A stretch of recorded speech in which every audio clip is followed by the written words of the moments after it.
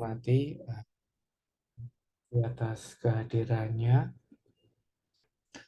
Pada kesempatan kali ini adalah pertemuan kita kesekian kalinya untuk membahas dan mempersiapkan eh, tes untuk P3K ataupun CPNS untuk SKB. Karena sejatinya untuk materi dan kesiapannya untuk tes bidang itu sama. Sebelum kita mulai, marilah kita berdoa menurut keyakinan agama kita masing-masing. Berdoa dapat dimulai.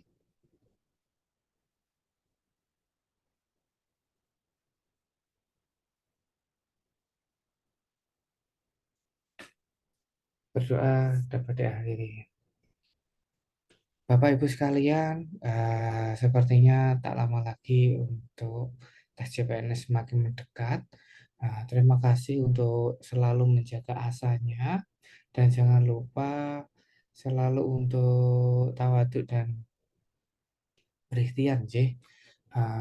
Insya Allah nanti kita pada kesempatan kali ini nanti akan berdiskusi lagi dan tak jauh dari soal yang khususnya untuk medical bedah, gadar maupun kritis ini fokus untuk ke keperawatan, J, Bapak-bapak dan Ibu-ibu.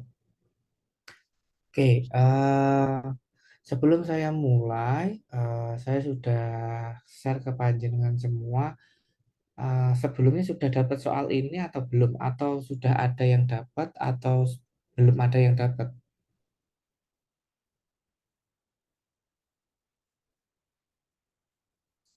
Halo? Sebelumnya sudah pernah ngerjain soal ini atau belum, J? Belum, Pak. Belum, J. Belum, Pak. Belum. Oke. Tapi sudah dapat soalnya. Sudah dapat, nggih? Sudah dicoba untuk dikerjain. Eh, Sudah. Nanti mungkin sambil jalan, jika ada sesuatu yang hendak didiskusikan, silakan untuk rembuk C. Dan untuk tetap selalu fokus nanti di tengah-tengah nanti kita uh, akan lihat seberapa uh, kita mampu untuk mengerjakan soal tersebut. Oke, saya mulai dari sini.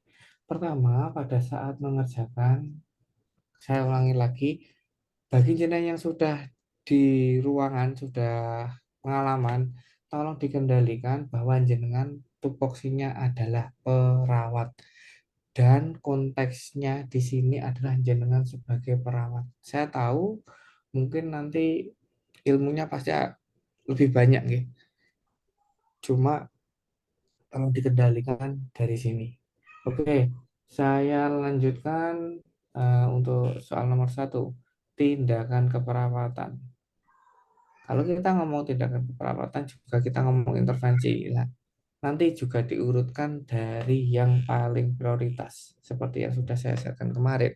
Oke, seorang laki-laki usianya 50 tahun dibawa ke UGD oleh keluarganya karena mengalami kejang, kejang saat di rumah sampai lidahnya berdarah karena tergigit. Saat di UGD pasien kejang lagi. Pemeriksaan fisik ditemukan luka di kaki. Dokter mendiagnosa pasien mengalami tetanus. Nah, kejangnya karena tetanus mungkin ya.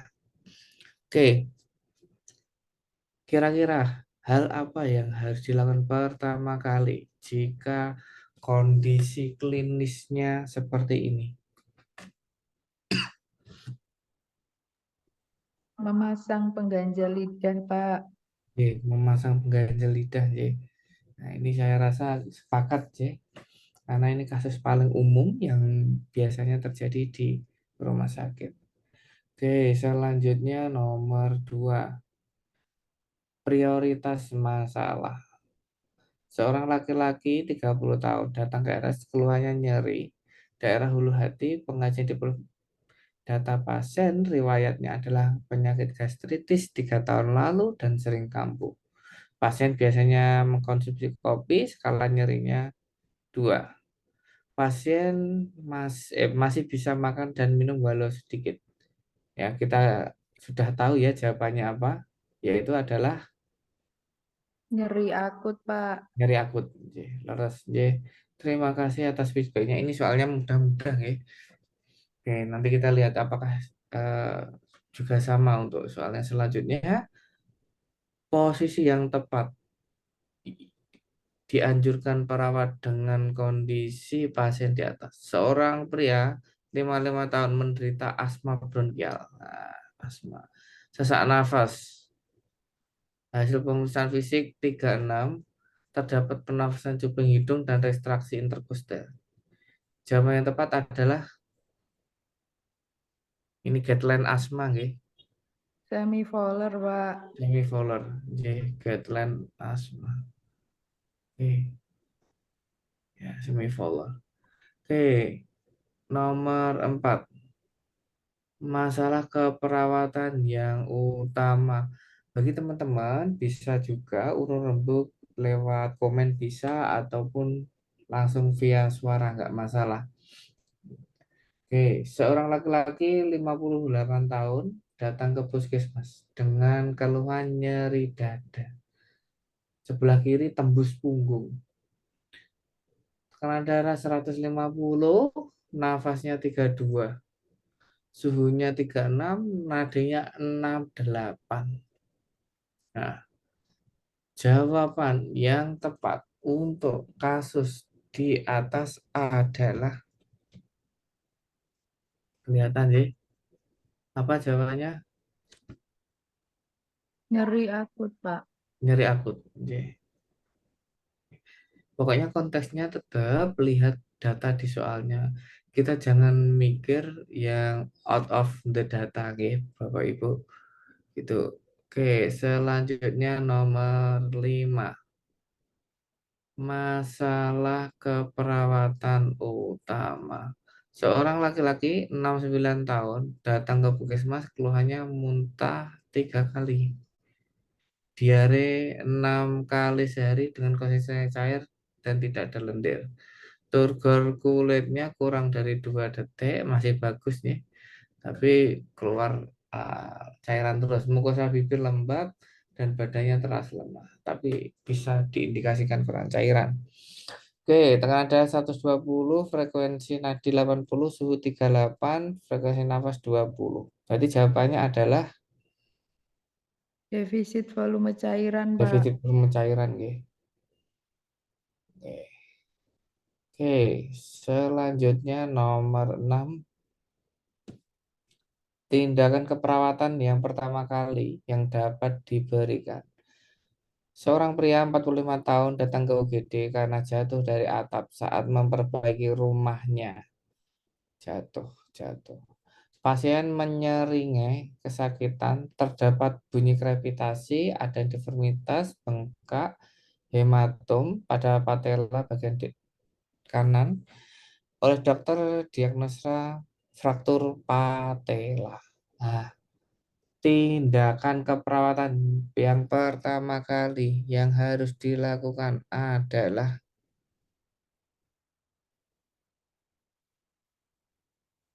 memang yang mana? Yang benar.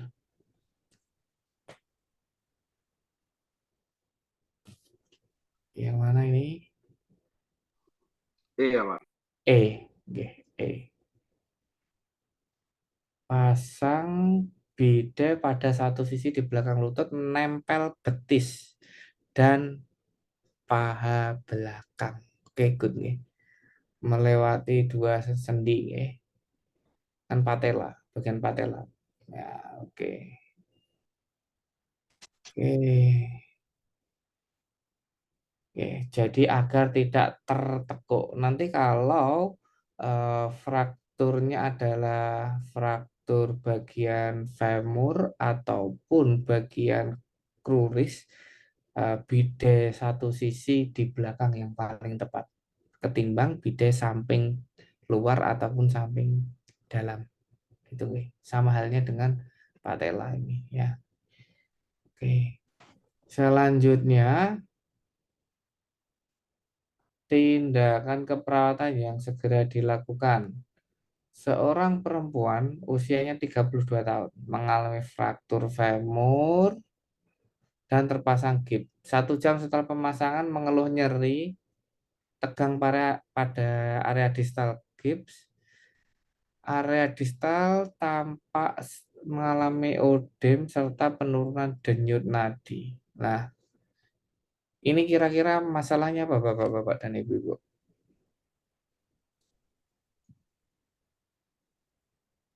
Sindrom kompartemen.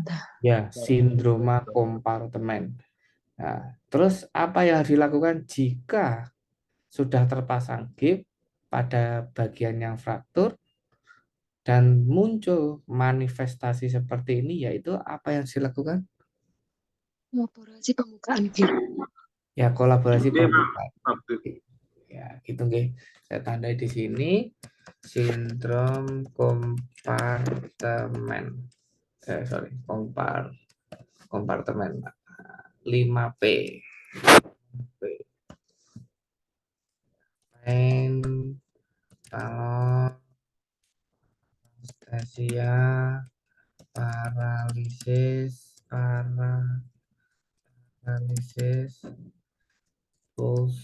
pulseless, ya, adanya sakit, adanya perubahan warna, ada mati rasa, ada paresis, kelemahan dan uh, penurunan nadi pada bagian distal. Oke. Nomor 8. Apakah masalah keperawatan prioritas seorang ibu 24 tahun dibawa ke IGD, keluhannya sesak nafas setelah terkena ledakan kompor. Suaranya parau saat berbicara, kulit wajah melepuh dan adanya bula. Ibu tampak batuk-batuk dan melakukan sakit warna coklat kehitaman, kadang mengerang kesakitan. Nah, kira-kira masalah prioritasnya apa, Bapak-bapak dan Ibu-ibu? Bersihan jalan nafas. Bersih jalan nafas. J. Kasus seperti ini namanya kasus apa, nih, Bapak-bapak dan Ibu-ibu?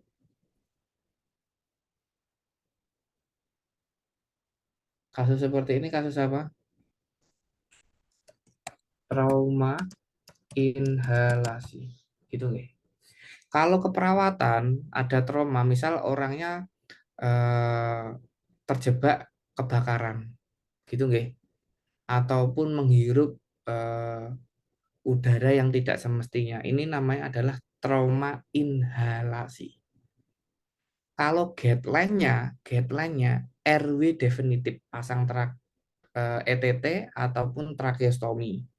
Tapi kan kasus ini enggak kan karena masih sadar. Kalau keperawatan kasih oksigenasi. Tolong dibedakan, J. Nanti kalau ada misal oksigenasi, pilih oksigenasi. Jangan pakai uh, ETT, endotracheal tube ataupun tracheostomi. Memang guideline-nya adalah pakai ETT kalau trauma inhalasi secara guideline. Tapi karena orangnya masih sadar, kan nggak perlu pakai ETT ataupun tracheostomi. Ini hanya info ya, informasi tambahan seperti itu. Oke, selanjutnya nomor 9. Diagnosa keperawatan utama, seorang perempuan 50 tahun datang ke IGD dengan keluhan nyeri dada kiri depan dan tidak berkurang saat istirahat. Oke. Nyeri tidak menjalar ke bagian tubuh lain dan bisa ditunjuk. Nah, berarti enggak angina, juga enggak serangan jantung. Ya. Oke, tanda-tanda vital menunjukkan suhu 38, frekuensi nadi 90. Klien takut dirinya mengalami sakit jantung koroner, hanya berbaring di tempat tidur. Apakah diagnosa utama? Kelihatan sih. Diagnosa utama yaitu nyeri akut, hipertermi, gangguan perfusi, intoleransi, atau gangguan tidur. Intoleransi. Hmm? Intoleransi. Intoleransi aktivitas, Pak. Intoleransi aktivitas, ini lihat J. Seorang perempuan usia 50 tahun datang ke IGD dengan keluhan nyeri dada kiri tidak dada kiri depan yang tidak berkurang dengan istirahat. Nyeri tidak menjalar ke bagian tubuh lain dan bisa ditunjuk. Tanda vital, bla bla bla, frekuensi 90. Pasien takut kalau dia punya sakit jantung koroner. Jawaban yang lebih tepat kira-kira apa? Akut, Kak. Nyeri Apa? akut. Nyeri akut, bukan? Nyeri akut. Nyeri akut. Jadi gini, kalau intoleransi aktivitas itu gini Bapak-bapak dan Ibu-ibu. Energi yang masuk tidak sama dengan energi yang keluar. Tidak sama dengan energi yang keluar. Keluar gitu. Contoh, ya contoh misal hipoglikemi, glikemia plus hipoglikemia ya, ataupun hipo atau hiperglikemia. Oke, jadi GDS-nya tinggi tapi dia tetap lemah, ataupun angina, ataupun serangan jantung ya. Jadi konsepnya interaksi aktivitas itu adalah energi masuk tidak sama dengan energi yang keluar, atau energi keluar tidak sama dengan energi yang masuk. Misal contoh, ada pernyataan pada saat melakukan aktivitas pasien sesak nafas. Lah itu intoleransi aktivitas. Intoleransi aktivitas bisa masuk di B1, B2 ataupun B3. Bagi Bapak-bapak Ibu yang kemarin kelewatan dengan apa yang sudah saya jelaskan seperti B1, B2, B3, itu adalah bagaimana kita melakukan pemeriksaan ataupun sekaligus kita melakukan pengurutan mana prioritas yang harus ditangani terlebih dahulu. Bagi yang belum tahu, monggo konfirmasi lagi nanti saya jelaskan. Kalau tidak ada konfirmasi, saya belum tahu Pak, sehingga saya tidak bisa identifikasi mana yang sudah memahami ataupun yang belum. Jadi konsepnya interaksi aktivitas itu adalah energi masuk tidak sama dengan energi yang dikeluarkan. Kasusnya seperti hiperglikemi ataupun angina ataupun serangan jantung, ya seperti itu. Gangguan istirahat tidur ya ini masuknya psiko. Hipertermi ini tinggal lihat konteksnya. Bisa B2 ataupun B3. Tinggal lihat konteksnya. Bisa masuk B2 jika dehidrasi. Masuk B3 jika ada gangguan SSP, susunan saraf pusat. Seperti itu. Kalau case-nya seperti ini jawabnya adalah cuma nyeri akut. Gitu nggih. Nanti kalau ada yang bingung bisa langsung feedback atau ketik di kolom komentar mana yang menurut panjenengan paling nyaman sehingga kita bisa diskusi bersama-sama. Oke nggih, saya lanjutkan nomor 10. Penjelasan yang seharusnya diberikan kepada pasien selama menggunakan GIP di rumah. Seorang perempuan 20 tahun IAD ke IAD karena jatuh dari tangga. Setelah dilakukan pemeriksaan ternyata saya mengalami dislokasi sendi siku kanan. Oleh dokter dilakukan reposisi, dipasang gips dan diperbolehkan pulang. Nah, perawatan untuk gipsnya ini apa yang harus kita lakukan? Penjelasan yang paling prioritas. Paling prioritas. Iya, Pak. Jawabannya adalah E. Menjaga lokasi pemasangan gips tetap kering, ya benar. Tapi ada yang lebih penting lagi. B, Pak. Tanda sindrom. Iya, tanda sindrom. Bapak dan Ibu, kompartemen sindrom itu tidak selalu harus 30 menit atau 1 jam setelah pemasangan gips. Terkadang muncul juga pada saat pada saat dengan durasi yang lama. Bisa mungkin 24 jam dan seterusnya. Gitu, Nje.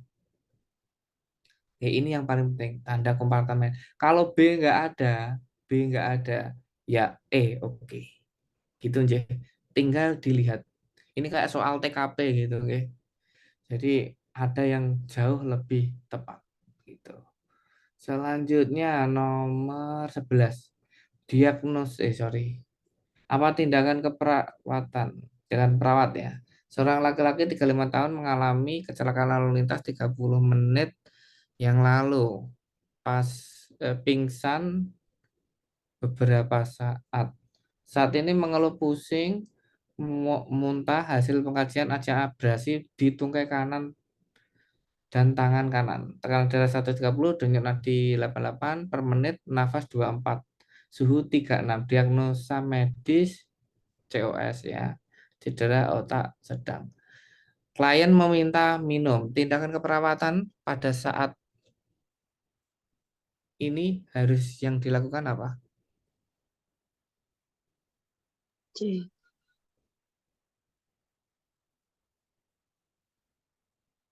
Jawabannya adalah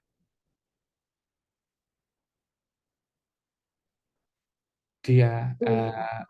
diagnosa gimana Bu? Yang C. Yang C, menjelaskan klien boleh minum jika tidak mual lagi.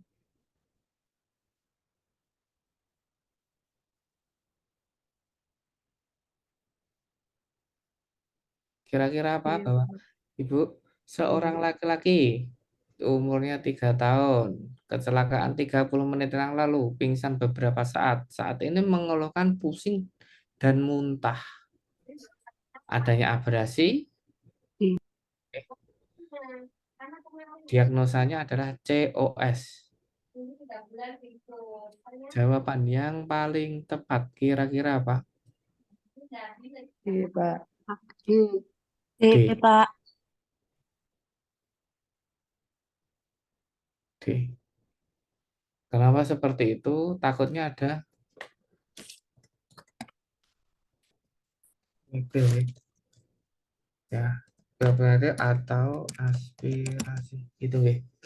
Jadi ini baru masuk terdiagnosa COS. Nah, pasiennya minta minum.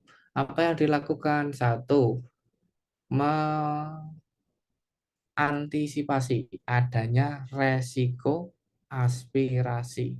Bisa jadi juga muntah proyektil. Atau kita ngomongnya gini ya, B1.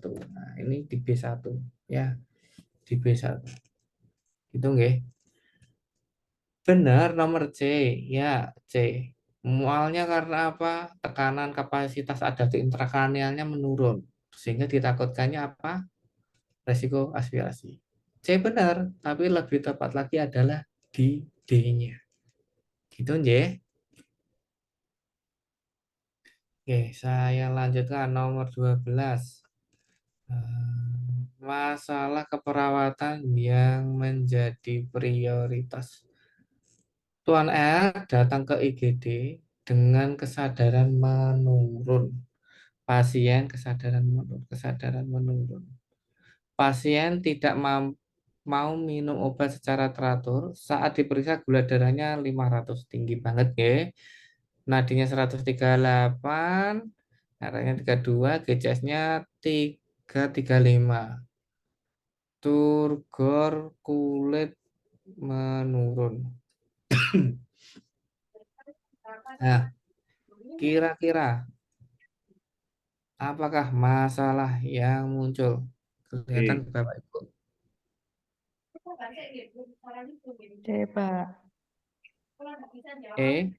Nutrisi kurang dari kebutuhan tubuh. C. Kita lihat ya, gula darah berarti masuk di B5 gitu nggih. Kesadaran menurun, kita lihat kesadaran menurun karena gula darah dan ini ya, B3. Oke ya. Turgor kulit menurun berarti B2. Gitu nggih. GCS B3. Bisa juga nggih kesadaran menurun itu karena B2. Tinggal kita lihat et kausanya. Et kausanya apa? Et kausanya. Gitu nggih. Terus RR-nya tinggi, nadinya tinggi, nadinya tinggi, tekanan darahnya 100. Ya, ini masuk di B2, nadinya tinggi karena B2. RR-nya tinggi karena dia kurang cairan. Nah, ya, B2 bagian 1. B2 bagian 1. Gitu nggih. Ini juga bisa jadi kesadaran menurun karena B2-nya. Itu nggih. Oke, jawaban yang tepat untuk kasus ini ialah Defisit volume cairan. iya, defisit Pak. pembelajaran. Ya. Ini kemungkinan ya, ini hanya kemungkinan. Kalau kasusnya seperti ini, HANS, HANS, HHNS, hiperglikemi non ketotik sindrom. Ya, jadi eh, semacam eh, ketoasidosis diabetik, tapi tidak ada asidosisnya. Gitu nih. Gitu nih. Beda sama DKA, ya, diabetik ketoasidosis. Cuma ini nggak ada asidosisnya. Jadi karena turgornya kulit menurun, ditangani mana dulu? Gula atau apa ini?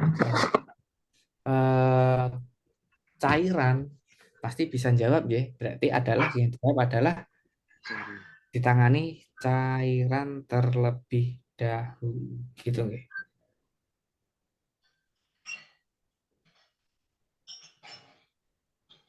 Sampai sini ada yang tanyakan Bapak-bapak dan Ibu-ibu? Ini kemungkinan ini namanya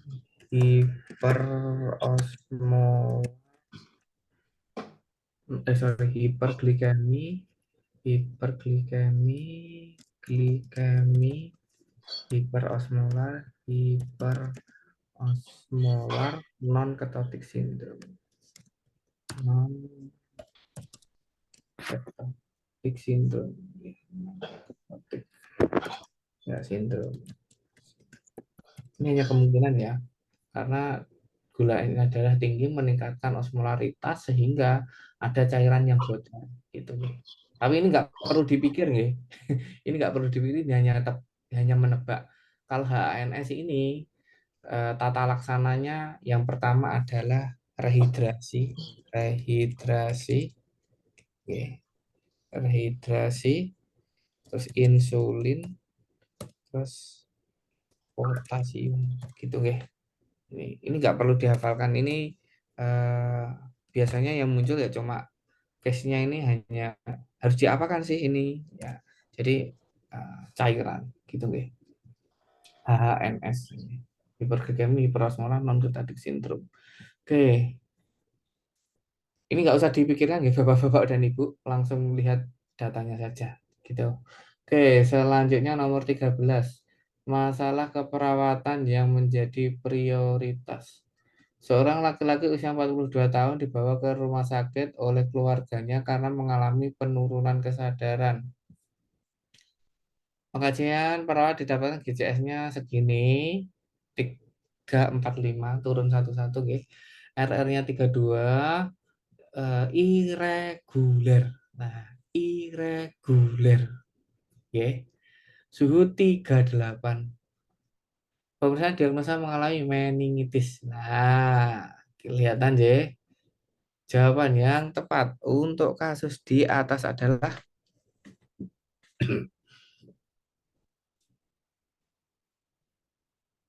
irregular. Gangguan perfusi jaringan otak benar. Tapi yang prioritas yang mana Bapak-bapak dan Ibu-ibu? Pola nafas.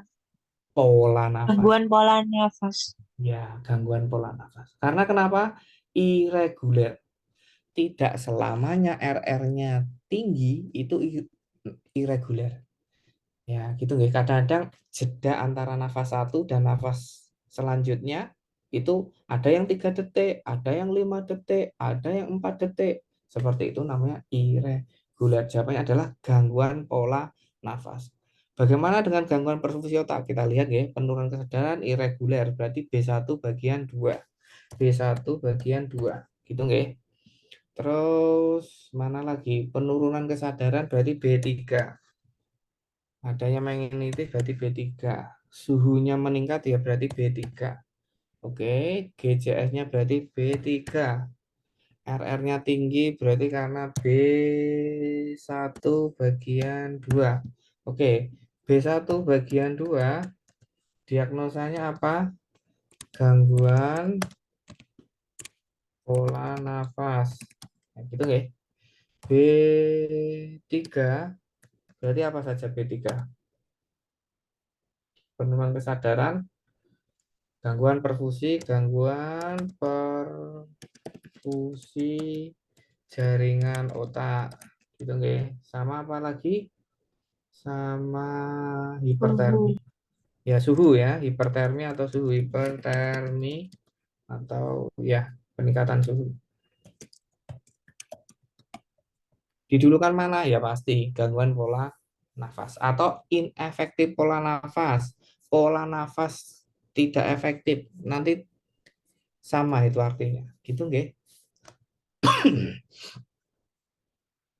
Oke, selanjutnya berapakah luas luka bakar yang dialami pasien jika dihitung metode rule of nine? Seorang laki-laki 35 tahun datang ke RS mengalami luka bakar ekstremitas kanan paha dan setengah area punggung bagian kanan. Nah, ini berarti kita identifikasi dulu ekstremitas atas kanan. Berarti berapa kanan? Ekstremitas atas kanan 18. 9. Gitu nggih. Kalau tangan 9 nggih, Bapak. Tapi atas soalnya. Kalau yang bawah, ekstremitas bawah 18. Tetapi ini ngomongnya hanya paha. Berarti berapa kalau paha? 9. 9, Pak. nggih. Ya, ekstremitas atas kalau total itu 9, kalau ekstremitas bawah total hanya samping ya, itu 18. Karena ini paha saja, sebelah kanan ya 9. Itu ya. Setengah area punggung, setengah area punggung. Punggung bagian kanan saja.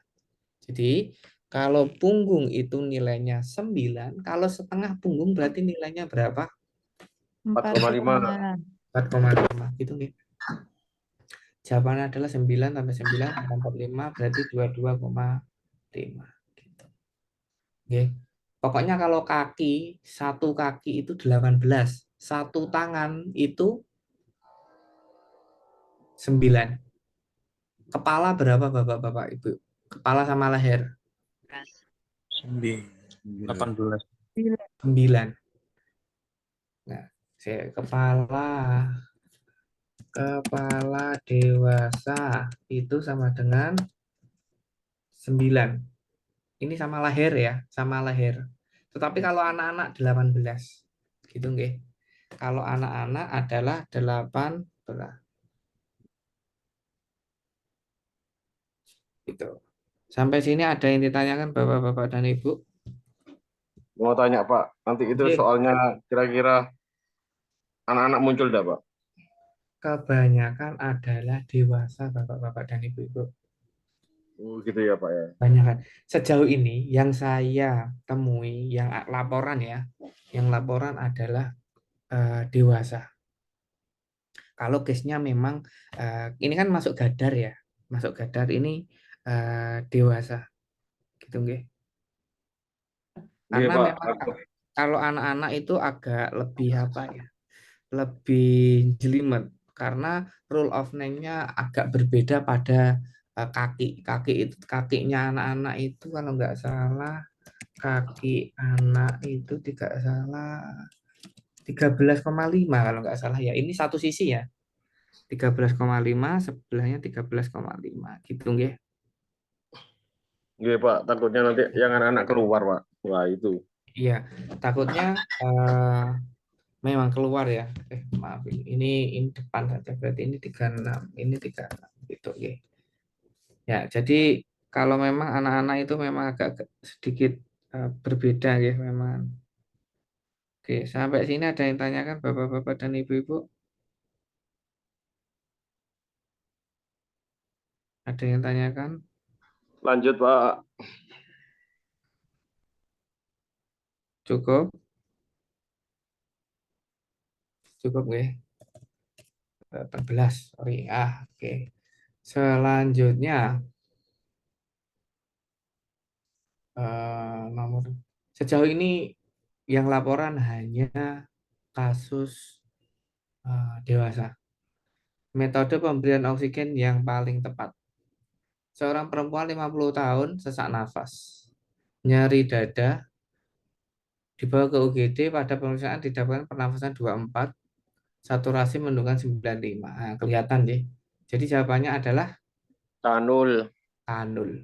Nasal kanul itu 1 LPM-nya itu bisa menaikkan setara LPM-nya kanul ya, sama dengan setara 0,4. Ya, jadi ya kalau ini harusnya diberikan 1 LPM kalau masuk semuanya berarti cukup sebenarnya. 1 LPM tambahin cukup. Nah, gitu nggih. 0,4 ataupun 4% atau 4%. Selanjutnya nomor 16, masalah keperawatan yang tepat.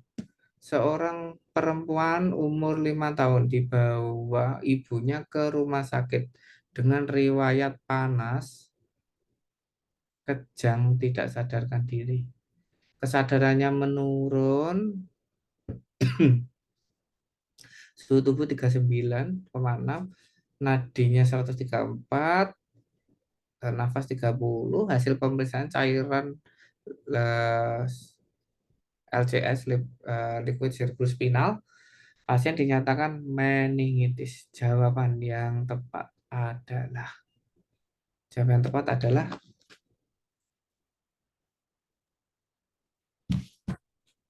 kira-kira apa Bapak-bapak dan Ibu-ibu? Iya. Jawaban tepat adalah Gangguan berfungsi jaringan cerebral. Gangguan berfungsi jaringan cerebral. Bapak-bapak dan Ibu-ibu nanti kemungkinan ada update diagnosa keperawatan itu ini penurunan kapasitas adaptif Intrakranial. intrakranial. Ini yang lebih tepat ya. Ya. Karena kalau gangguan perfusi jaringan serebral ini lebih mengarah pada perfusi contoh infak. Nggih. Tetapi kalau seperti ini model-model seperti ini lebih ke arah penurunan kapasitas ya adaptif intrakranial. Ini nggak ngomong terkait volume ya, tapi terkait kemampuan di dalam kepalanya. Adik kuat nggak gitu nggih. Hemodinamiknya bagus apa enggak? Seperti itu. Biasanya sudah diganti ini penurunan kapasitas adaptif intrakranial. Itu nggih. Pak, kalau nggak ada kapasitas adaptif intrakranial ya pilih yang mendekati. Karena dilemanya itu di keperawatan itu kadang 2 tahun ada update. Ada update. Tapi yang terbaru penurunan kapasitas adaptif intrakranial. Nah, nanti kalau di di gula darah itu ada namanya ketidakseimbangan glukosa darah, gitu ada. Ya, kita lihat ya nanti apakah ada soal seperti itu. Ya, kita lihat. Selanjutnya nomor 17, masalah keperawatan utama. Anak usianya 5 tahun dibawa ke UGD, keluarnya sesak nafas disertai panas dan batuk berdahak. Frekuensi nadi 112, oke, nafas 38, suhu 38, adanya ronki. Kalau kayak gini sudah kelihatan ya, batuk berdahak ronki. Jawabannya langsung B. Siap jalan B. Dengan Ya, jalan nafas. dia jalan nafas. Ini sudah pasti ya. Oke, ini diagnosa keperawatan paling mentok, oke, paling tinggi itu, oke. Bersihan jalan nafas tidak efektif. Oke, apakah intervensi utama yang harus dilakukan oleh perawat berdasarkan kasus di atas? Kita tandai, oke. Anak 6 tahun dibawa seorang anak usia 6 tahun dibawa ke rumah sakit dengan keluhan panas sejak 3 hari yang lalu. Dan mimisan 1 kali. Hasil pemeriksaan keadaan umumnya lemah, adanya petekie, keadaan umum lemah, petekie positif, tensi 90/70 mm Hg, frekuensi nadi 120 kali per menit, suhunya 38,2 derajat Celcius. Jawaban yang tepat untuk kasus di atas adalah D. jawabannya adalah D, Pak. rehidrasi rehidrasi cairan dan elektrolit. Karena apa? Adanya T, tensinya turun, nadinya ikut naik. Suhunya ini kemungkinan masuknya di B2. Gitu nggih. Karena dehidrasi tidak selalu masuknya di B3. Nah, seperti ini kasusnya hipertermia kayak gini, ini masuknya di B2 gitu nggih. Karena dehidrasi. Gitu. Ini B2. Umum masuk apa? Bikin B2. Karena kausanya adalah cairan tubuh kurang. Gitu ya. B2 bagian 1. Gitu. Ini Bisa, B2 ikut, Kak. bagian 1 Bisa. semua ya.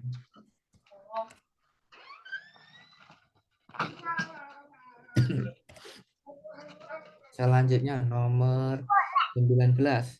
Jenis cairan infus yang sebaiknya dipasang oleh perawat. Seorang laki-laki usianya 54 tahun, badannya terasa lemas, pusing.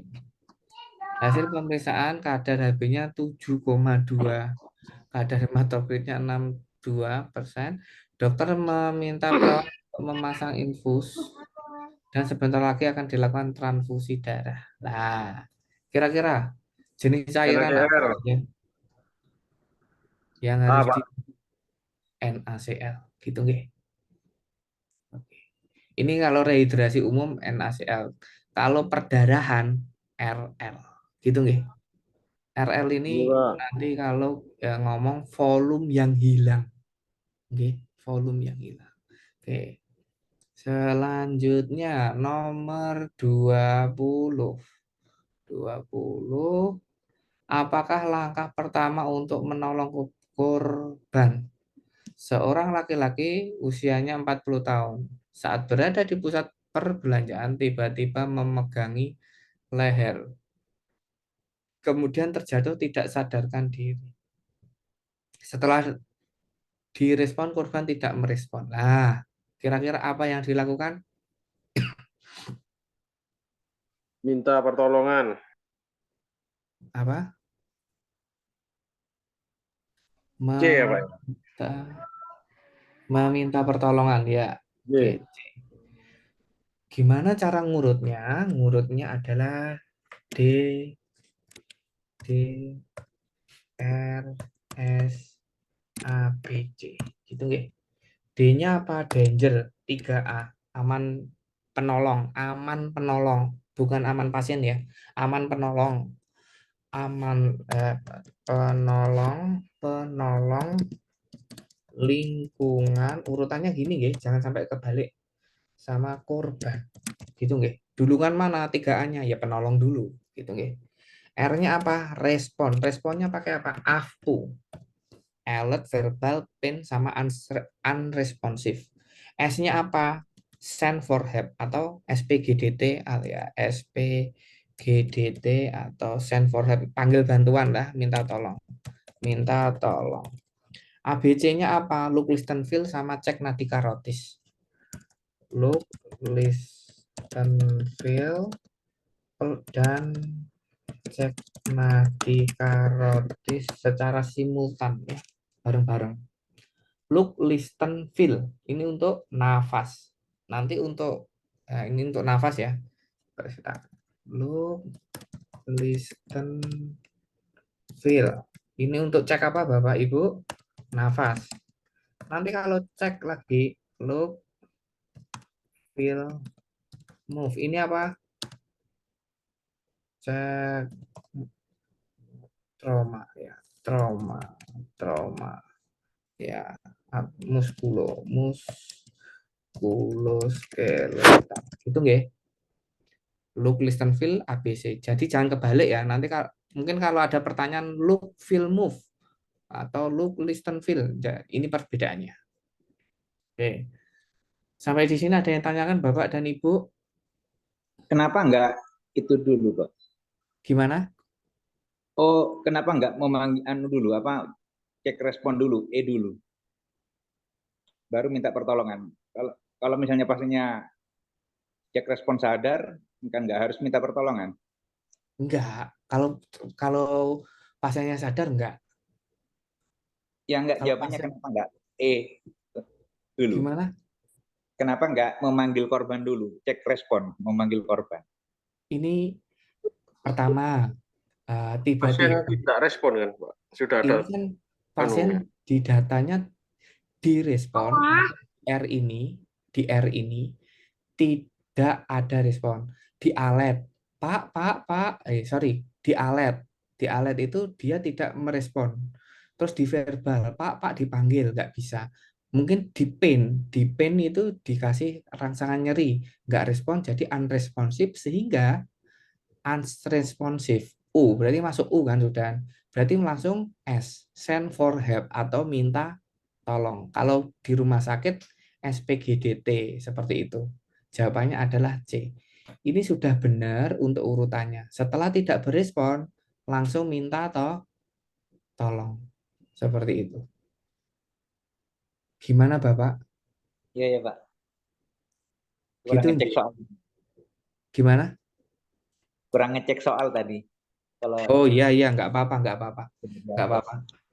Oke, jadi seperti itu nggih. Urutannya DRSABC. Gitu nggih. DRSABC. Ini tak pindahkan biar lebih kelihatan. Mana ya tak pindah. Nah, ini DRSABC. Kemudian setelah EC DE. DE ini apa? Ini apa? Cek neurologis ya. Ada tanda-tanda perbedaan neurologis kanan kiri. E-nya apa? Exposure. Exposure-nya ini BTLS. Kalau lengkapnya di-cap BTLS. BTLS ini adalah bentuk. Ada perubahan bentuk enggak? Gitu nggih. Tumor. Untuk tumor adanya benjolan dan lain. Nah, terus ini luka. Ada laserasi, adanya abrasi, seperti itu, adanya puncture, luka tusuk. Nah, S-nya ini apa? Sakit itu kayak tenderness, nyeri dan lain sebagainya. Jadi ngurutkannya D dulu, R dulu, baru A, B, C, D sama E. Seperti itu. Ini urutannya nggih Bapak-bapak dan Ibu. Sampai sini ada yang ditanyakan? Sampai sini kira-kira ada yang tanyakan Bapak dan Ibu? Ada yang tanyakan? Cukup? Saya lanjutkan, J. Cukup, Pak. Nomor 21. Tindakan prioritas yang tepat. Seorang laki-laki berusia 50 tahun dengan riwayatnya tuberkulosis dibawa ke IRD dengan keluhan sesak hebat. Pada pemeriksaan fisik diperoleh keadaan pasien lemah, terdapat distensi vena jugularis, tekanan darah per 80 mm gonium, nadinya 78 kali per menit, frekuensi nafas 28. Pada pemeriksaan ronsen didapat gambaran pergeseran trakea ke arah kanan. Nah, berarti ini diagnosa klinisnya apa ini? Diagnosa medisnya TBC. Diagnosa klinisnya apa kira-kira? Gangguan nafas, Pak. Diagnosa klinisnya adalah Oksigen. tension pneumotoraks ya. Oksigen 4 liter ya. Pneumotoraks gitu nggih. Jadi kalau kanan berarti ada kita harus lakukan apa?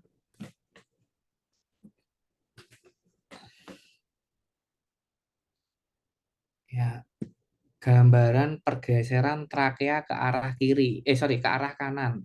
Berarti yang sehat bagian kanan, yang sakit parah bagian kiri. Apa yang harus dilakukan? Memberikan oksigen 4 liter, Pak. Memberikan oksigen 4 liter. Lebih tepatnya apa? Kira-kira yang harus dilakukan pada kasus ini? Ini tension pneumotoraks non traumatik. Berarti harus Jalan nafas, Pak. Pertahankan jalan nafas. Pertahankan jalan nafas. apapun tension, solusinya cuma needle thoracosin, needle thoracosintesis gitu nggih. Ya. Jadi ini nanti geser. Resikonya kalau tension ini pasti shock. Oke, pasti shock. Ya, tanda tension lama-kelamaan pasti shock. Oke. Oh, dekompresi dada. Ya, dekompresi dada. Berinya dulu. Oke, selanjutnya ini berarti ini ya, pertahankan jalan nafas dengan cara needle thoracosintesis. Ya. Tapi kita kan nggak ngomong needle thoracosintesis. Yang kita ngomong fokusnya adalah nafas. Oke, kalau kita ngomong needle thoracosintesis ya kita nggak benar karena kita perawat gitu, nggih. Tapi yang lebih tepat adalah pertahankan jalan nafas. Dengan cara apa? Misal, contoh kalau case ini berarti nggak needle. Misal, contoh persiapan dekompresi dada. Gitu nggih. Ini kan juga termasuk bagian dari mempertahankan jalan nafas, gitu nggih. Nanti saya diprotes, loh Pak kan nggak boleh tindakan medis. Iya nggak boleh. Tapi kan mempertahankan jalan nafas ini salah satunya adalah mempersiapkan prosedur dekompresi dada. Prosedur dekompresi dada. Gitu. Oke, sampai di sini ada yang tanyakan apa mboten ya Bapak-bapak dan Ibu? Cukup. Saya lanjutkan ke nomor 22. Tindakan pertolongan bagi korban. Anda melihat seorang laki-laki tiba-tiba tidak sadarkan diri di tempat umum. Saat Anda periksa tidak didapatkan adanya nafas dan tidak adanya nadi karotis. Nah, bagaimanakah selanjutnya?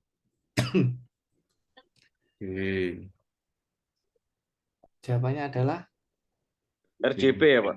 RJP. Gitu nggih. Ya, ini kan berarti sudah ABC ya. ABC sudah dilakukan. Oh, nggak ada. Langsung RJP. Gitu nggih. Oke, selanjutnya 23. Teknik yang tepat mempertahankan jalan nafas. Oke, seorang laki-laki berusia 15 tahun mengalami kecelakaan. Dari hasil pemeriksaan di tempat kejadian didapatkan keadaan pasien tidak sadar. Didapatkan adanya luka pada daerah kepala bagian belakang. Berarti yang harus dilakukan adalah teknik mempertahankan jalan nafas. Jadi jawabannya adalah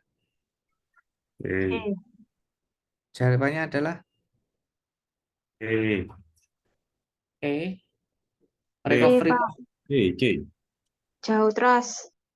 jauh teras. Oke, Apa? jawabannya adalah B.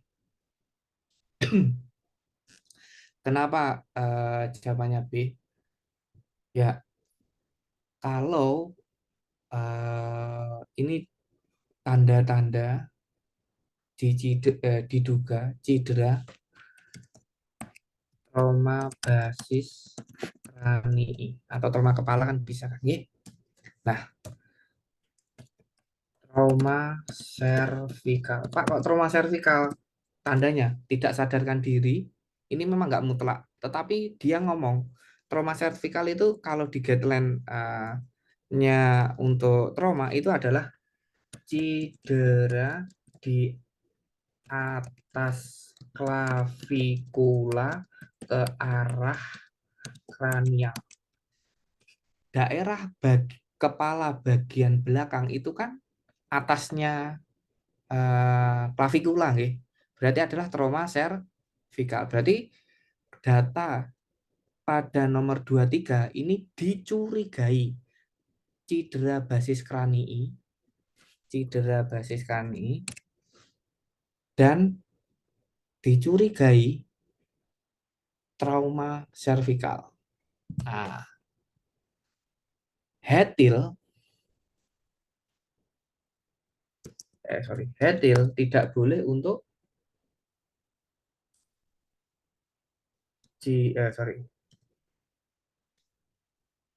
trauma servikal. Jotras tidak boleh cedera basis kranii. Gitu nggih. Jadi kontraindikasi jalan nafas jika dia cedera basis kranii nggak boleh dijotras. Dia cedera servikal tidak boleh dihetil. Kenapa kalau dihetil? Ekstensi. Kenapa nggak boleh dijotras? Dikhawatirkan bagian pangkal tulang rahang menembus bagian kranial. Gitu nggih. Makanya kalau di cedera basis kranii selang-selang nggak boleh, jotras nggak boleh. Gitu nggih. Ya, kalau pakai mayo boleh, ya, mayo boleh. Trauma servikal mayo juga boleh. Gitu nggih. Selama nggak ada gag refleks atau refleks muntah. Yang paling aman adalah chin lift. Gitu nggih. Ini nggak boleh nih. Cedera tidak boleh dilakukan pada cedera basis kranii, hetil tidak boleh dilakukan pada trauma servikal. Gitu nggih. Sampai sini ada yang tanyakan Bapak-bapak dan Ibu-ibu? Boten, Pak. Boten. Cross finger dilakukan hanya untuk gargling, gitu nggih. Recovery position jika orangnya nafas AD kuat, gitu nggih. Oke, selanjutnya nomor 24. Apakah masalah keperawatan prioritas untuk pasien di atas? Seorang laki-laki usia 50 tahun tidak sadar dan dibawa keluarga ke UGD, GJS-nya 121. Hasil pemeriksaan didapat kadar darahnya 250, tekanan darah 150, nadinya 90, nafasnya 24. Adanya suara mendengkur. Nah, masalah prioritasnya apa? Pak. Itu nggih. Pakai mayo ataupun pakai jotras juga bisa. Oke, selanjutnya nilai GCS. Nah, ini nilai GCS. Seorang laki-laki mengalami kecelakaan dan tidak sadar dibawa ke rumah sakit. Di rumah sakit diperiksa ternyata memberikan respon membuka mata setelah dicubit. Kata-katanya hanya mengerang, gerakan tangan fleksi. Ya. Oke. Membuka mata setelah dicubit. Itu apa ya? Nyeri ya, nyeri. Berarti 2. 2. Kata-katanya 223, Pak. hanya mengerang, berarti tidak muncul kata, hanya erangan. Berarti 2. 2. Wah, Gerakan tangan fleksi. Ya, 3. atas 3. Gitu ya. Nah, kayak gini, pokoknya yang sering muncul itu rule of Nann, GCS. Untuk ngukur-ngukur seperti ini. Ya, rule of Nann, GCS. Oke, jawabannya berarti ini 2, 2, 3. A, oke. Ya, 2, 2, 3. Komplikasi yang bisa terjadi akibat perdarahan pada perempuan di atas. Terus nggak usah dilihat, kelihatan ya. Komplikasinya adalah perdarahan atau baca. Oke, saya baca. Perempuan 30 tahun mengalami kecelakaan jalan raya. Data ditemukan perempuan masih sadarkan diri. Nafasnya kusmol, kaki kanan bagian betis patah, dan tulang kelihatan menembus kulit. Posisi betis abnormal dan terjadi perdarahan yang banyak pada lokasi patah, sehingga kaki kanan kelihatan pucat. Komplikasi perdarahan, resikonya adalah Hipovolemik. hipovolemik. Bapak Ibu, kalau panjenengan nanti ini ada tulisannya shock hemoragik, jawab shock hemoragik nih, meskipun ada hipovolemik. Gitu nggih? Ya, kalau perdarahan karena tidak semuanya shock hipovolemik itu hemoragik, tapi shock hemoragik itu pasti hipovolemik. Ditangkap ya? Bedanya apa, Pak? Bedanya. Bedanya shock hipovolemik. Contoh kasusnya HANS tadi. Jadi gula darahnya tinggi, hiperosmolar. Jadi cairannya harusnya di intrasel pindah ke interstisial. Contohnya apa? Edema. Edema atau odem anasarka. Odem anasarka, edema anasarka ya. Edema anasarka. Ya, ya. Oke. Nah, ini tanda-tandanya hipovolemik sama hemoragik sama shocknya. Gitu ya. Ini kan enggak perdarahan, ini cairan. Ya, Lalu ya, nomor ya. Ini cairan bisa terjadi juga untuk gagal ginjal seperti itu. Atau dekomkordis juga bisa. Ya, shock hipovolemik juga. Karena harusnya cairan itu harusnya di intrasel tapi di interstisial. Cairannya ada di dalam tubuh tapi letaknya tidak tepat. Tapi kalau hemoragik ini cairannya ini darah. Yang keluar adalah darah, memang cairan. Ya, tapi edema itu nggak bisa kita sebut hemoragik seperti itu. Ini darah. Darah keluar dari pembuluh. Gitu nggih.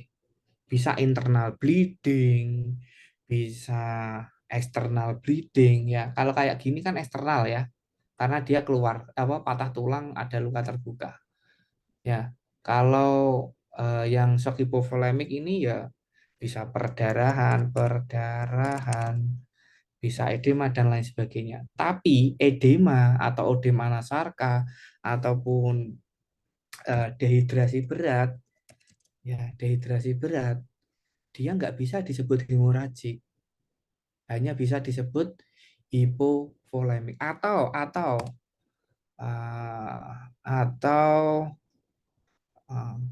ini nih luka bakar.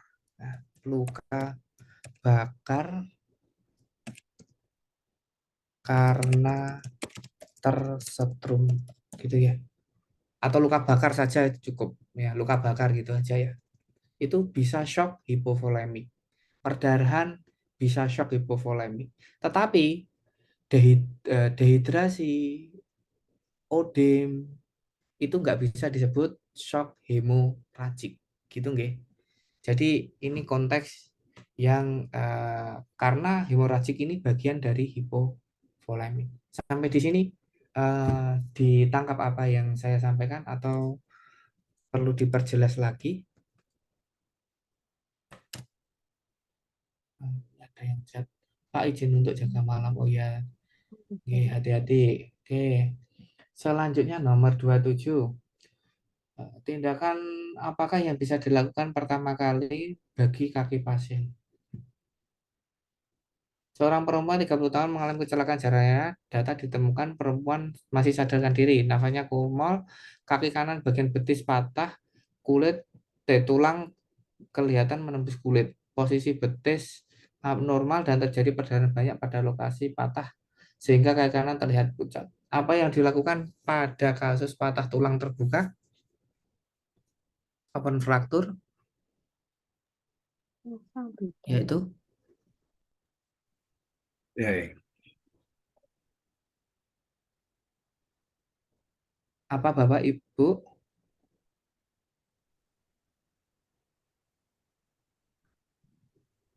Pak. Jawaban yang Oh, tepat C adalah ya Pak ya. C. Apa tadi C Bapak? Pak. Eh, E. eh. Kalau C nggak boleh, nggih. Apapun bentuknya reposisi tidak boleh. Reposisi segera hanya boleh dislokasi. Ini harus reposisi segera. Sendi. Nanti takutnya kalus, ya. Ini harus segera reposisi. Itu nggih. Tapi kadang-kadang orang memilih untuk tidak mereposisi segera. Tetapi guideline-nya sebenarnya segera reposisi kalau dislokasi sendi. Tetapi kalau patah tulang, adanya deformitas ya, betis tidak abnormal, kita harus bebat bidet. Oke, selanjutnya. Kenapa kok nggak B? Karena nanti menambah pucatnya. Ya, Nekrosis nanti Pak. ya, nanti nekrosis. Kan ini kaki kanan terlihat pucat, bukan orangnya yang terlihat pucat, tapi kaki kanan terlihat pucat. Ya, nanti Kenapa takut. jawabannya nggak ada bebat ya Pak ya? Lah ya, kenapa jawabannya nggak? Harusnya ini memasang bebat bidet. Gitu Iya, loh. bidet tok Ya, ya bidet tok ini ya agak tricky kan, karena ini hanya Iya. mobilisasi, tapi tidak mempertahankan cairan yang ada di dalam Pendarahannya tubuh. itu muncul terus itu kalau gitu. J, leres. Gitu. Jadi ngikuti irama soal saja Bapak, Ibu. Nggih. Karena ya buat juga manusia ya. Oke, selanjutnya nomor 28. Langkah apakah yang dilakukan pada tahap berikut ini? SOP harus dilakukan pada tahap berikut. Saat melakukan teknik RCP, detak jantung pasien sudah kembali normal. Nah, ini detak jantung pasien sudah normal. Kayak kemarin kita membahas, kalau sudah dievaluasi, ya ada detak jantungnya, yang harus dilakukan apa? Rescue breathing Pak ya, pernapasan. Cek, cek, breathing. Rescue breathing itu artinya memberikan nafas buatan. Berarti ini memberikan nafas buatan jika tidak bernapas. Gitu nggih? Nah, Nggih. detak jantung pasien sudah kembali normal. Nah, ini jawabannya rescue breathing atau A yang lebih tepat? Pak. Nah, ya. Ini juga sebenarnya nggak terlalu lengkap ya. Kalau kita jawab rescue breathing, data nafas nggak ada. Kita jawab recovery position, data nafas juga nggak ada. Itu nggih. Ya. Kalau dijawab C juga nggak tepat, dijawab A juga tidak terlalu tepat. Tetapi ini yang terbaik. Jawabannya adalah A. Gitu nggih Bapak-bapak dan Ibu-ibu. Ini harusnya ada terusannya ini. Ya, misal ada terusannya. Misal nafas ada, itu berarti recovery position. Nah, gitu. Oke, nomor 29. Tindakan keperawatan yang harus dilakukan pada pasien tersebut. Seorang laki-laki 35 tahun di bawah UGD dengan keluhan cedera kepala dialami 2 jam yang lalu akibat kecelakaan tertimpa kayu saat bekerja. Luas luka 0,2 0,2 0,2. Ya sinilah ya, luas luka seperti ini. Pasien tampak pucat, mual, muntah jika bergerak. Tekanan darah 90, nadinya 100, nafasnya 26, suhu 37, hasil pemeriksaan diagnostis scan kepala, epidural hematom. Oke. Jawaban yang tepat untuk kasus di atas ini adalah Status neurologis. ya, mengobservasi status neurologis. Oke, kita lanjutkan yang terakhir ini untuk sesi malam ini. Intervensi keperawatan yang pertama kali dilakukan. Seorang wanita berusia 45 tahun dengan diagnosa hemapto, batuk berdarah sebanyak 2 gelas, 500 cc warna segar, berbuih dan bergumpal. Tidak disertai sisa makan, tampak gelisah, kondisi umumnya lemah, wajah dan telapak tangan pucat, konjungtiva anemis, tekanan darah 100/60. Nadinya 96, nafasnya 24. Intervensi yang pertama kali harus dilakukan adalah nadinya mulai naik, frekuensi nafasnya mulai tinggi, adanya anemis, tangannya mulai pucat, mulai lemah, muncul letargi ini ya, adanya gelisah ya. Oke, jawaban yang tepat adalah B, Pak. A.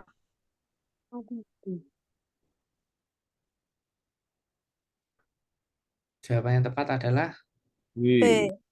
B, Pak. B. Itu G. Kenapa tidak Ping A? ya, Pak ya? Ya B. Itu G. Ya, kenapa tidak observasi sumbatan jalan nafas? Karena ini buih berkemal tidak sedemikian tanpa gelisah. Dia masih bisa bernafas secara efektif. Tetapi di sini lebih banyak data yang menunjukkan kausanya karena kekurangan cairan atau kekurangan darah. Misal contoh adanya letargi, ya gelisah, ya terus adanya darah yang keluar banyak, adanya lemah, adanya pucat, anemis, tekanan darahnya mulai susut, usianya 45 ya, nadinya sudah mulai 96, seperti itu. Jadi apa yang harus dilakukan? Cek apakah dia ada tanda-tanda shock hemoragik atau shock hipovolemik boleh. Ya, jadi dibedakan nggih.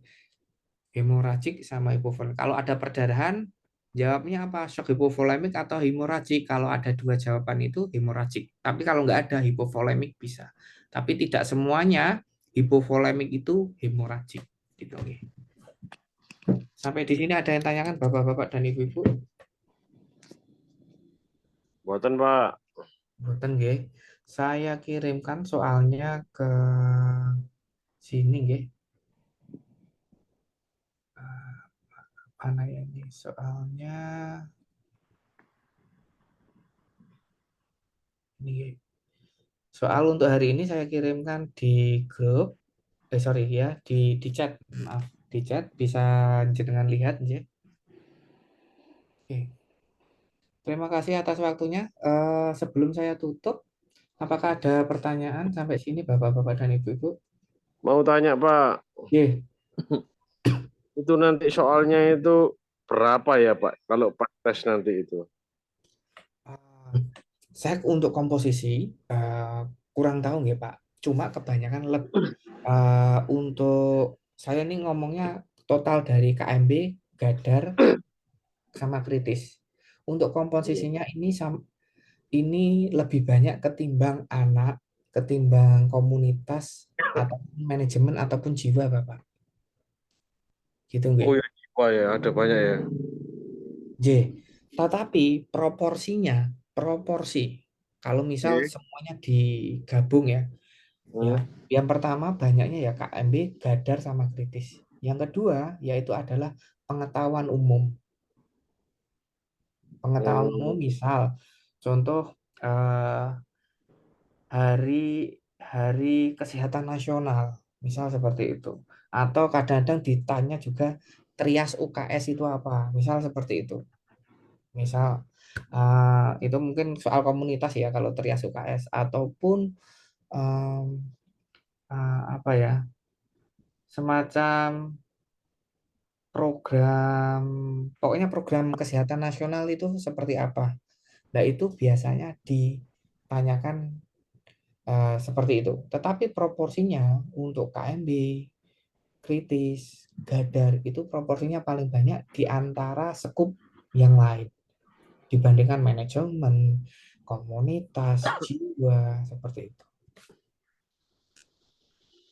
Nggih, Pak. Itu soalnya kan sama kemarin kan saya kan Ukom itu. Itu kayaknya soalnya sih ya hampir mirip-mirip kayak punya jenengan itu. Kalau Ukom itu kemarin itu 180 soal itu. Kerjakan 3 jam.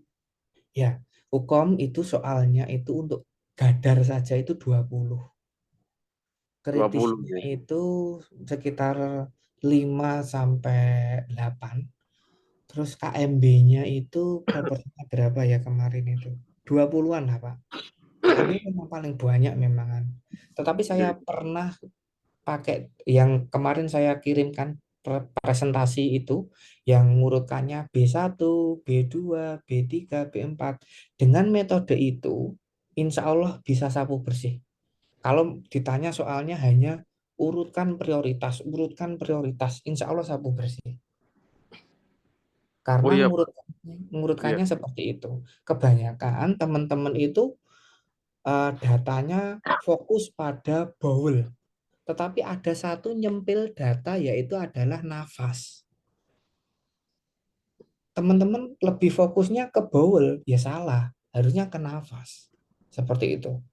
Misal contoh DM, ya DM. DM itu kalau terlalu tinggi dan sering, resikonya adalah dehidrasi.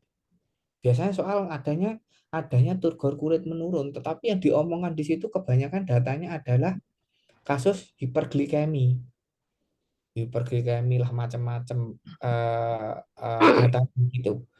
Tetapi yang dilihat adalah dehidrasinya yang pertama, baru ngomong koreksi insulin seperti itu. Jadi pada saat mengerjakan soal, baik ditanyakan prioritas masalah, prioritas intervensi, prioritas kriteria hasil, prioritas pengkajian, prioritas evaluasi, lihat hierarkinya. Gadar pakai A, B, C, D, E, ya. KMB kritis pakai B1 sampai B6. Seperti itu. Nggih, Pak. J. Gitu nggih. Apakah itu nanti soalnya itu sama kayak Ukom gitu ya, Pak ya? Ngapunten. Iya, Aja. soalnya sama kayak Ukom untuk bidang keperawatan. Maka dari itu, kenapa saya mewanti-wanti panjenengan untuk tahan diri. Artinya, jangan bertindak seperti medis. Gitu nggih. Kecuali Nggih. pilihan jawabannya itu sudah nggak ada, mentok tindakan keperawatan sudah nggak ada. Karena soal bidang untuk keperawatan itu adaptasi dari Ukom. Plek, gitu.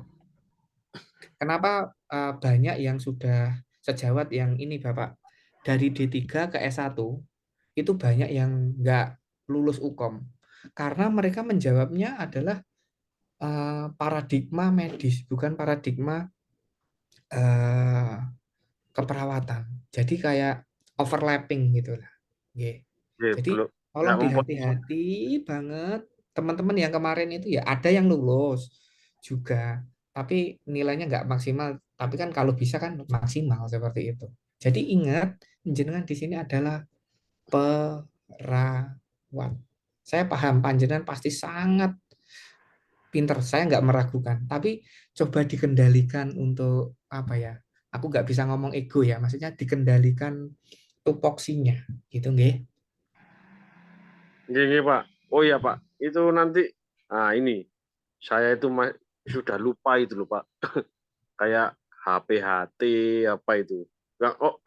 Bagian objeknya Pak maternitas itu loh, Pak. Nah, itu mungkin Iya. yang nanti yang mungkin yang dari yang nerangin dari jenengan Pak nanti yang untuk membahas soal maternitas tersebut. Nah, sama jiwa itu. Boten Bapak. Saya hanya tahu itu hanya superficial. Jadi saya takut nanti menjerumuskan. Kalau HPHT kan biasanya Nggih, eh, Pak. dilihat dari menstruasi terakhir di hari pertama. Ya itu sih yang saya tahu cuma itu. Menstruasi terakhir di hari pertama HPHT. Ya, saya nggak jelasin maternitas. Saya khususnya diamanai sama Pak Jamil untuk fokus ke Kadar eh, kritis ya, Pak. KMB KMB. Gadar sama kritis. Ya, selama 4 tahunan ini ya, 4 tahunan ini saya ngisinya KMB Gadar sama kritis. Kemarin pun nggak ada tes CPNS itu juga saya tetap disuruh ngisi juga gitu. Oh, nggih, Pak. Nggih, nggih. Oke. Ngoten mawon, Pak. Terima kasih Oke, atas mungkin nanti coba ditanyakan Pak Muzamil apakah untuk maternitas itu juga apa ya, juga tersedia untuk tutornya. Biasanya kalau nggak salah kemarin teman-teman itu kalah 1, kalah 2 kayak gitu loh Bapak. Sama Leopard yang laporan. Cuma saya nggak terlalu fokus itu. Cuma laporannya kalah 1 itu gimana, kalah 2 itu gimana, Leopard 1 gimana, Leopard 2 gimana. Sama ini Apgar skor. Itu untuk anak pada saat melahirkan. Gitu. iya, Pak. Itu kalau berdasarkan UKOM kemarin itu saya itu yang keluar itu Pak, tafsiran Iya. kelahiran itu. Jadi tanggal sekarang ini tidak menstruasi, nanti berapa hari, berapa bulan itu nanti Iya. ngitungnya itu loh, Pak. Wah, lupa aku, Iya. Pak. Nah, Iya, itu karena yang karena opsinya kita ini. sudah terlalu fokus kepada sekup yang kita Iya, pelajari di lapangan, ya nggak main itu Pak. itu. Terus G2 apa ini nanti G2 di hamil kedua terus ini.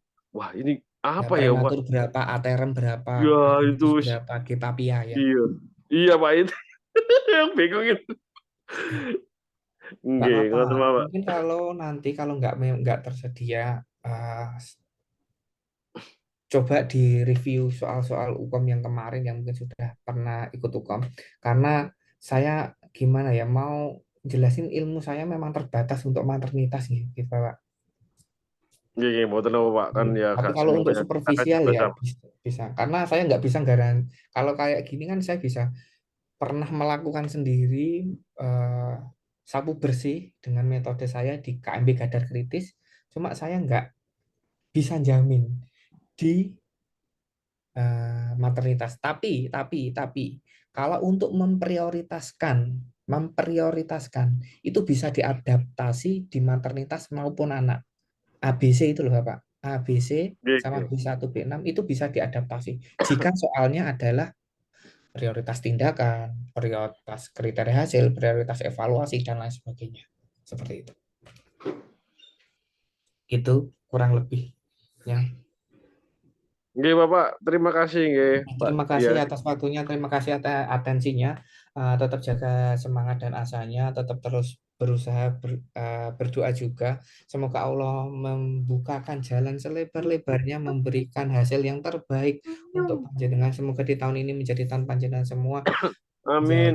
seorang ASN, pengabdi untuk negara Indonesia. Dan saya tunggu kabar baiknya untuk menerima SK pengangkatan ASN. Terima kasih atas waktunya. Billahi taufik wal hidayah. Wassalamualaikum warahmatullahi wabarakatuh. Silakan untuk di-download untuk pembahasannya ini di kolom chat. Terima kasih atas waktunya. Assalamualaikum warahmatullahi wabarakatuh. Saya izin terlebih dahulu, live.